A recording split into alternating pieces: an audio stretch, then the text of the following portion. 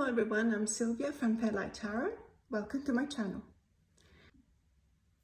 So this is my first video, and as a first video I've been racking my brain trying to understand what was the best way to start this channel, to introduce myself to the tarot community. And and I've been procrastinating and I've been really struggling with what my intentions were. What do I want this channel to be? Do I just want to show decks? Do I want to show my readings? Do I want to do a bit of both? I still don't know. And I thought, if I just keep on postponing, I'll never start, right? And I'm sure you all know this feeling. And this morning I just thought, just go for it. It will just, let's see how it goes. So for the first video, I thought, why not show my tarot origin story? Well, and these are the decks that I chose to show you because I believe that each and every one of them represent part of myself. And okay, so let's start. I've been wondering where to start, and I thought, well, the best way is probably to start where I started as a tarot reader. So this little guy here is the very first deck I owned, and it was a present. Now, you need to know that sometimes in Italy, people will tell you, you cannot buy your own first deck, you have to have someone buy it for you. Guys, I don't believe that buying decks for yourself will bring you bad luck.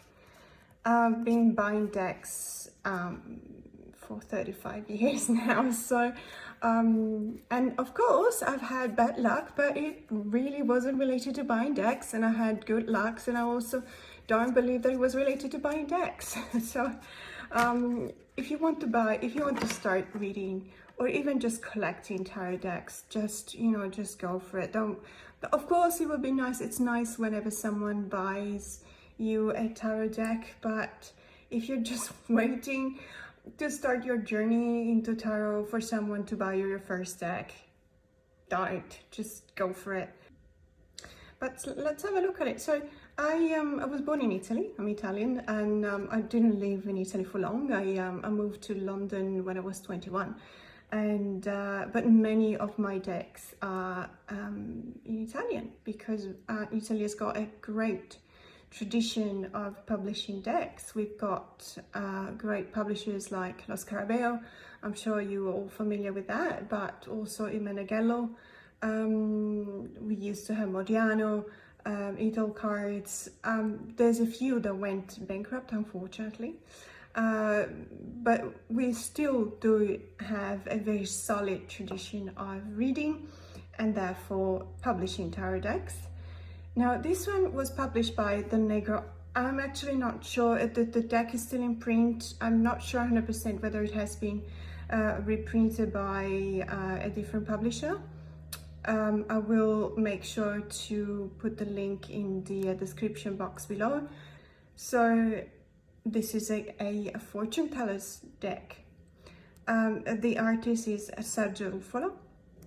And this is just your typical little white book, and that's very ironic for me that I started, reading tarot with this deck, because the major arcana, as you can see, the Emperor, the Lovers, the Wheel, the Hangman, the Devil, the Star. It's a beautiful card.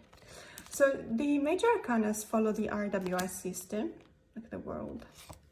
But then the minor arcana don't. See, for example, the Eight of Hearts, which is the Suit of Cups, of course. Upright, it says shyness. That's to me, that is the Italian word for shyness. And reverse, it says happiness. So You know, as you all know, the RWS has a slightly different story for the Nine of Cups.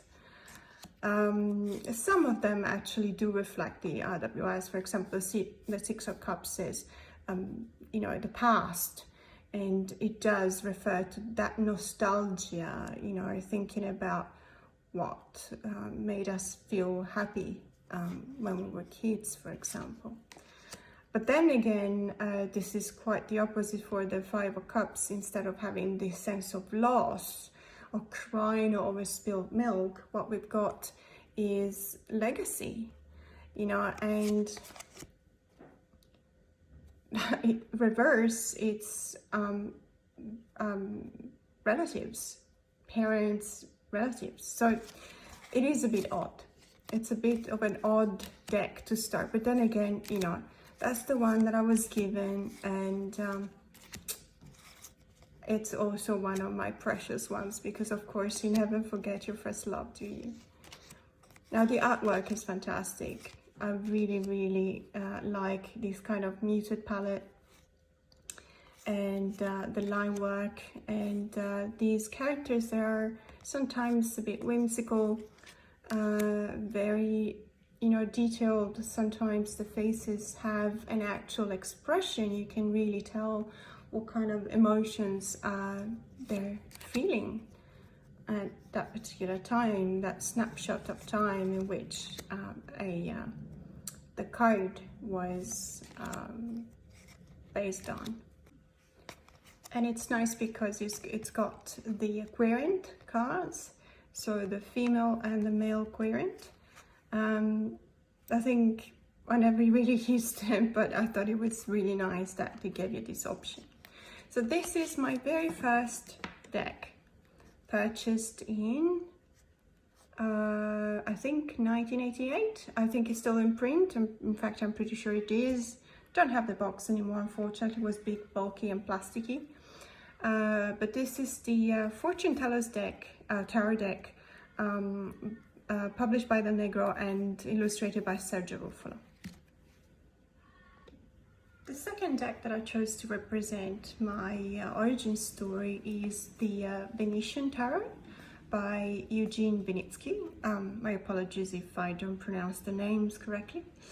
I think that this is a gorgeous deck. The Venetian Tarot is representing my story because I come from Venice, and you know, Venice is this wonderful, beautiful city in the northeast of Italy, and it's on the Adriatic Sea.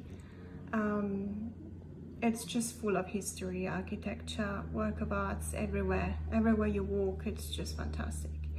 I always wanted a tarot deck that represented the city of Venice, and when I saw this one, I had to have it because it's just so beautiful. It is still in print, however, it's not a mass market deck, it's an indie deck. Comes with the certificate of authenticity. It's got a little white book. It's actually quite nice because it's got the picture for all the cards, even though it's not in colors, but it's really good. And it's got a bit of a description. It's got the meaning and the reversed meaning, which is always good.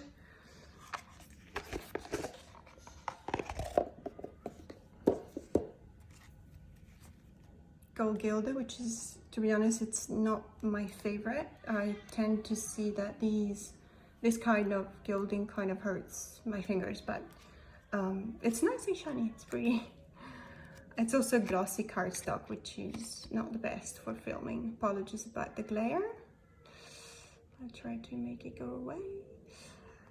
But yeah, so it's not just a tarot deck on Venice, it's tarot deck that represents Venice in one of its most beautiful time of the year, which is the time for wearing masks, the carnival. And of course all the figures in this deck are wearing masks.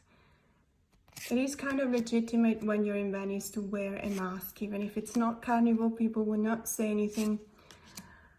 Oh, look at this death card, it's so beautiful. I love the vibrant colors. I love the artwork as well. I love the choice of the cards to represent the major and the minor arcanas. Okay, this is beautiful. It's the Three of Wands, which is, you know, putting your plans into action and finally get out there and do something. And it's this wonderful tall ship not just leaving the harbor. So this deck is, I think it's the creator lives in Switzerland, but I do believe that looking at these cards and feeling as someone that comes from Venice, feeling how respectful the author has been when it comes to the representation of this beautiful city. I feel that there is a lot of knowledge here that goes into the making of these cards. Oh, look at that.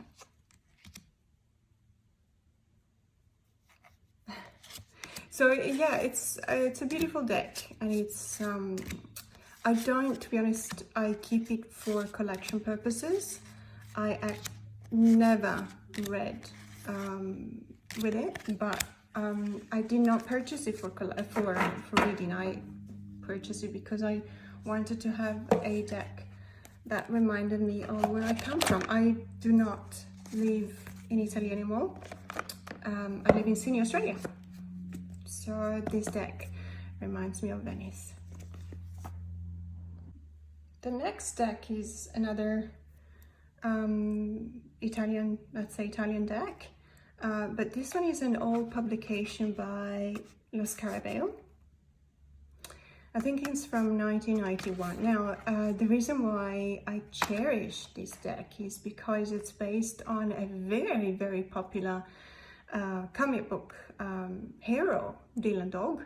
Now, the name of the deck is the Tarocchi dell'Incubo, which means the Tarot of Nightmare. And the reason why this deck is named like that is because this guy, Dylan Dog, is some kind of a supernatural investigator.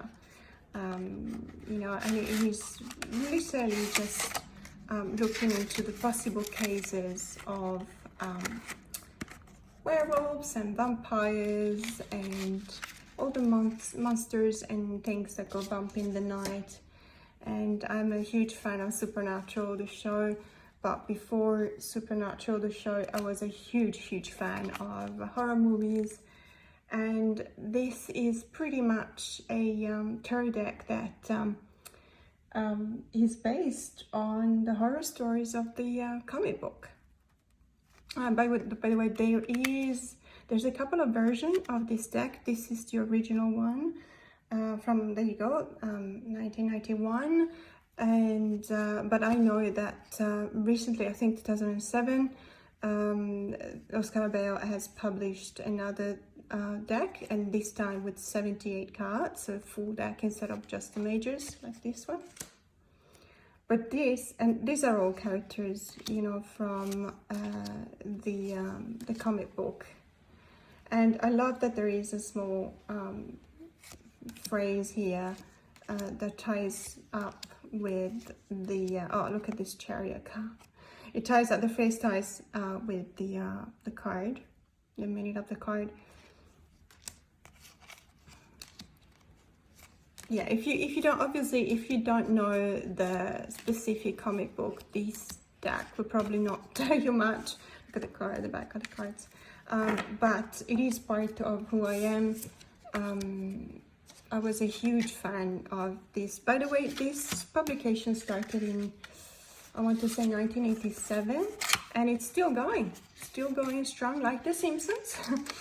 They publish a monthly comic book, and it's always very beautiful.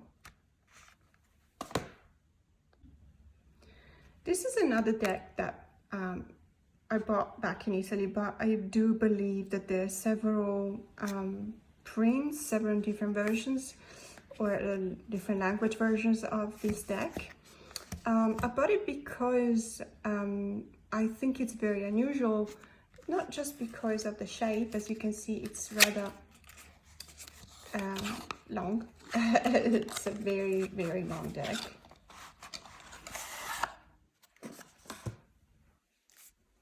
I'm not even sure it's gonna fit in the frame. I'm gonna have to be very careful. I think it might be the French version. Yes, which is absolutely fine. I speak French, but even if I didn't, you know, nowadays with Google Translate, it's not difficult to just read pretty much any language. But this, the creator Oreste Zavola is actually from Naples. He's Italian.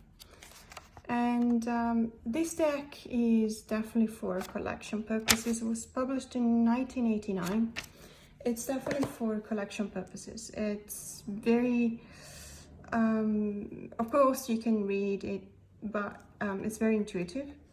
But I think it's very beautiful, and I keep it in my collection. It's just, the colors are just incredible. These splashes of red, blue, green, yellow, and the line work is exquisite. It's a very unusual deck, as you can see, but I honestly believe that we should always have room for these kind of decks in our collections. You know, the deck that doesn't necessarily get used a lot, and maybe it doesn't even get looked through a lot, but you know, you have it, you know, it's there. The value that it's got is of tradition and remembrance, and it reminds you of when you bought it. This was, even back in 1989, it was quite expensive, or maybe it was to me like a kid. I was a kid in 1989, and obviously it would have been expensive for me. I probably didn't, I'm sure I didn't have any job, and I doubt that my mom and dad's weekly wages would have covered it. So I bought it myself, but I probably had to save a lot to buy it, which makes it even more special. And so yeah, this is the tarot by Oreste Zavola. Another Italian tarot. I promise this is the last one, and the reason why I put it here is because it's actually a recent addition to my collection, but the reason why I put it here is because this is part of me, because I just love Japan. And this is a print from Hokusai, and when I saw that Il Menegallo, that's the publisher, Menegallo from Milano, was publishing this deck based on the prints by Master Hokusai, I thought I really wanted to have it. I'm not sure whether I will put the link to the Menegallo page down below, but I'm not entirely sure that it's still in stock, and I'm not sure that it will be reprinted. It was a limited edition. I think I have number of 250 decks in total, and I have number 230, and I bought it a while ago, so hopefully, you know, the remaining 20.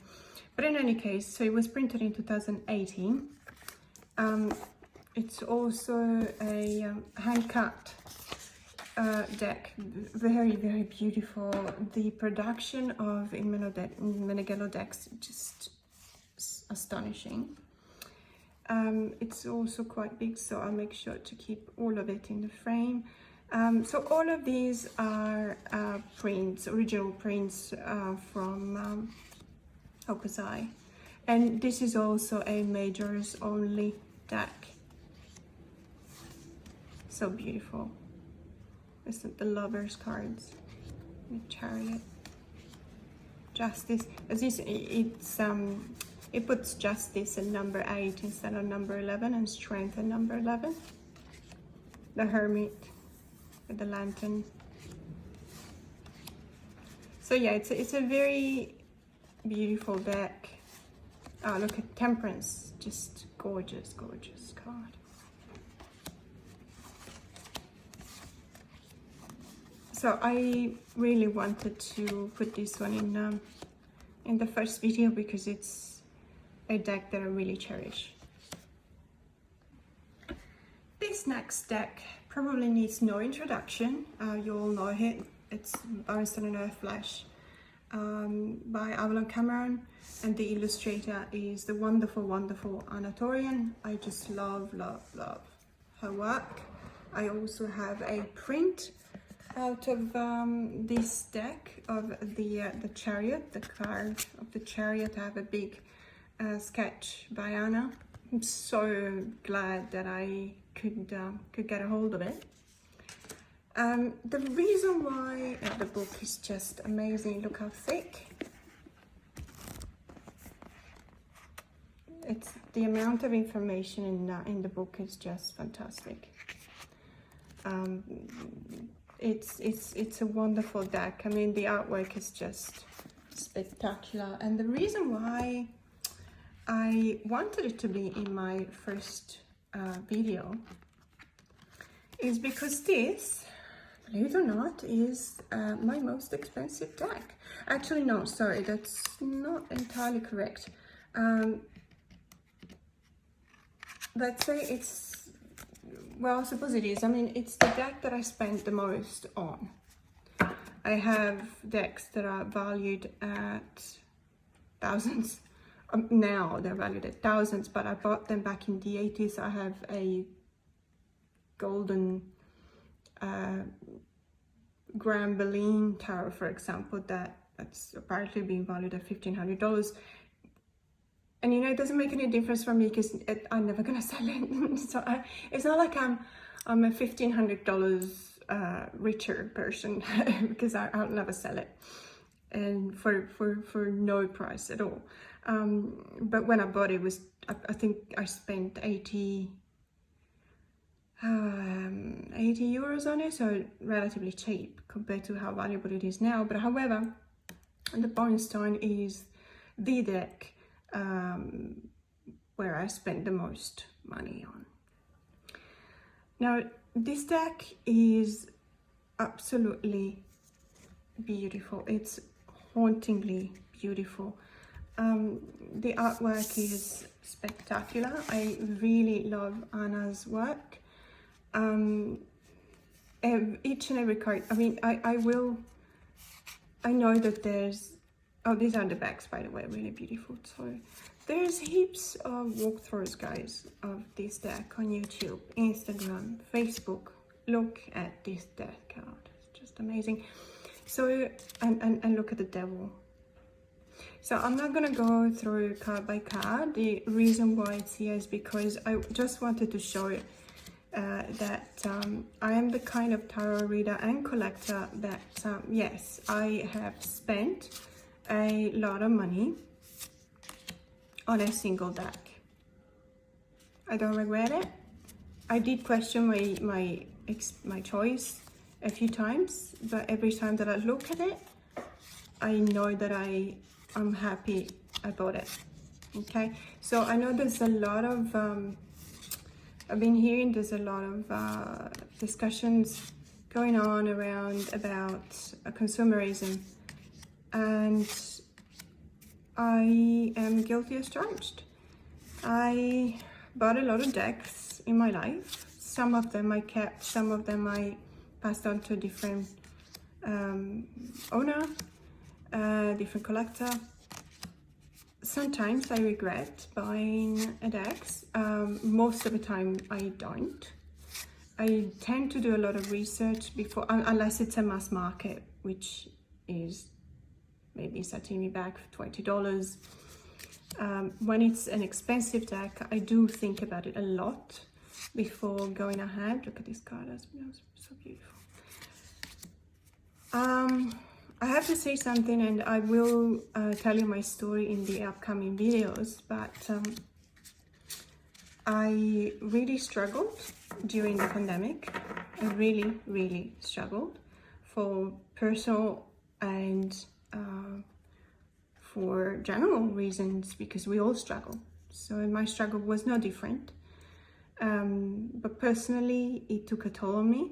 Being able to look at beautiful decks, using them, having them as part of my personal self-care practice, doing meditation with them, reading with them, reading from my clients with them, reading for myself, for my friends, for my family.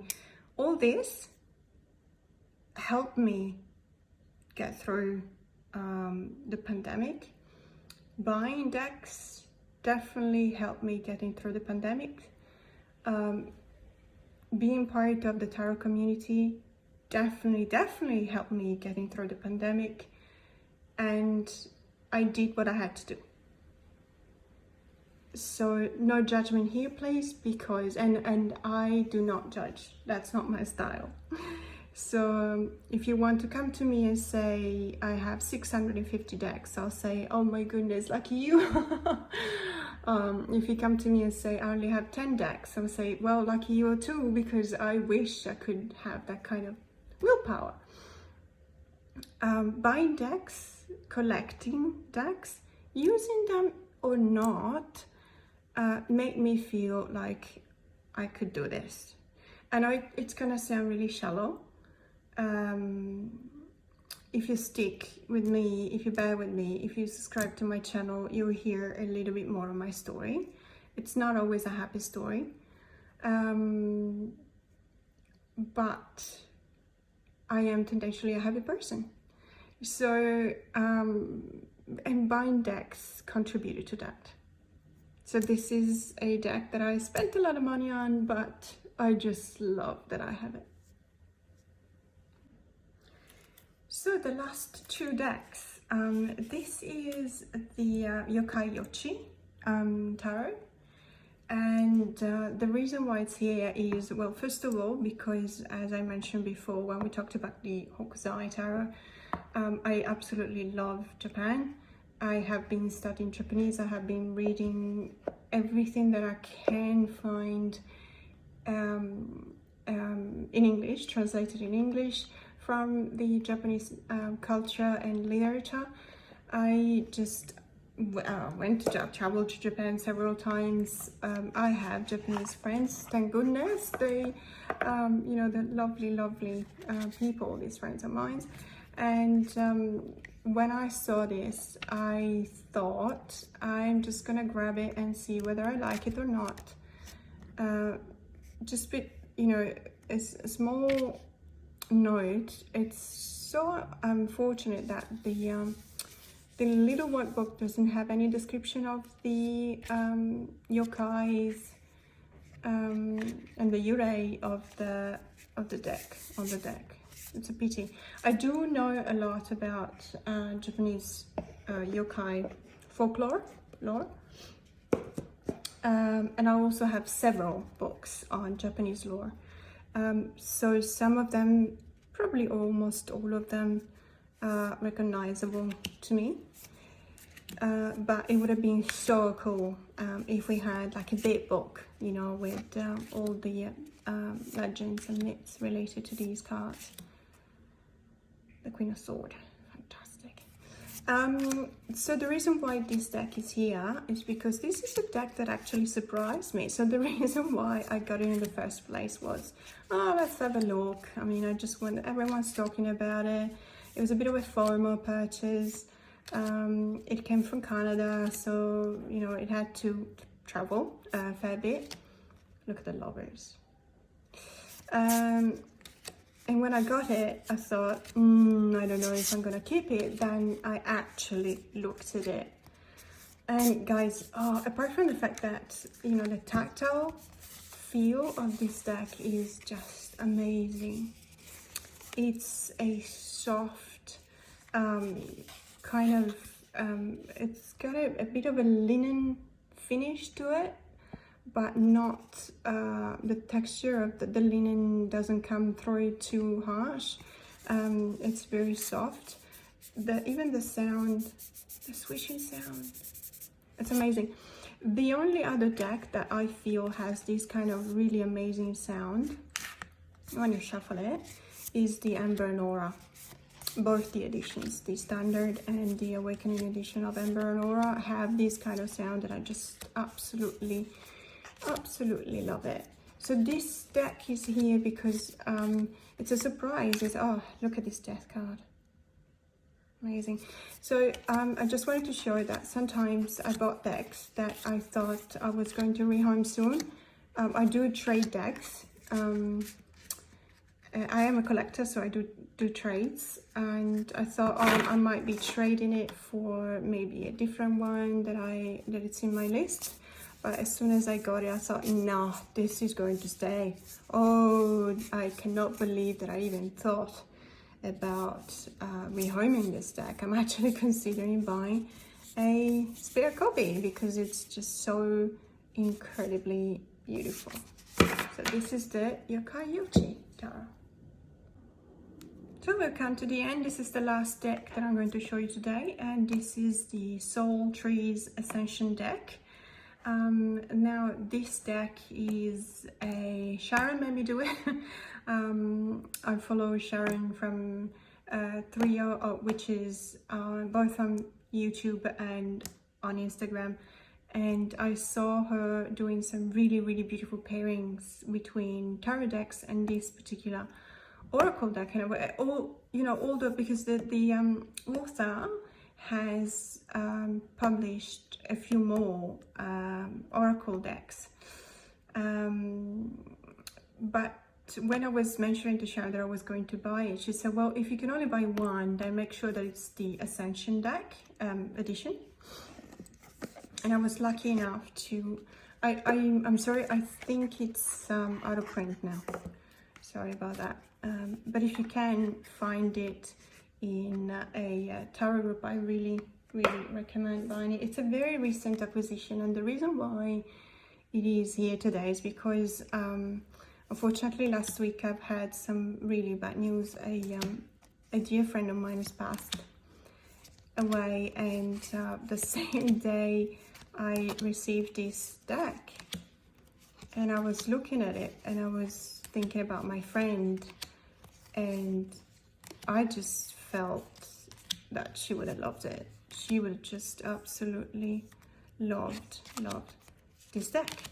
And it's so I'm very picky when it comes to oracle decks, and the reason is because I know how to read tarot decks. Okay, just throw any kind of tarot deck at me, I'll read it. Okay, I can read WS, I can read TDM, Tarot de Marseille, I can read Thought, I can read, RWS inspired decks, I can read intuitive decks, but oracle cards, guys, I mean, if I don't have a keyword, honestly, that is a deal breaker for me. I could love the artwork of an oracle deck and still not buy it, still not get it, because maybe there's a fantastic tiger, which is one of my favorite animals, really beautiful tiger. The artwork might be spectacular, but the keyword might be tiger, and that's it. And I'm like, I do know that that's a tiger. Give me something more, please. I know that those decks are meant to be intuitive, and I probably told a lie when I said that was a deal breaker, because I did purchase the Animal Spirit, the Wild Unknown Animal Spirit deck, oracle deck, which indeed does not have keywords, just titles, and the titles are literally just the name of the animal on the card. And I can use them when I want to use my intuition, but I do love when there's a bit of a, let's say, work by the creator in helping you out with with the keywords and giving you an idea of what their meaning was when they when they thought about this card. Empathy and compassion, for example. That's absolutely beautiful. The branches of this tree reaching out for the moon in an embrace. So yeah, this is the last deck. It's the Soul Trees Ascension deck edition. And now that was it for today. So I really hope that you enjoyed my video. If you did, then please subscribe. I pledge to be consistent and to give you quality. Consistency and quality, I believe, are the best traits of a good interaction on this platform. So I'll always do my best to deliver that. So we'll talk about other decks. I'll do a lot of VRs because I love doing VRs. And I hope that you'll follow me. And I certainly hope that you'll be interacting with me. So if you feel like writing any comments, I'll always answer. Thank you so much.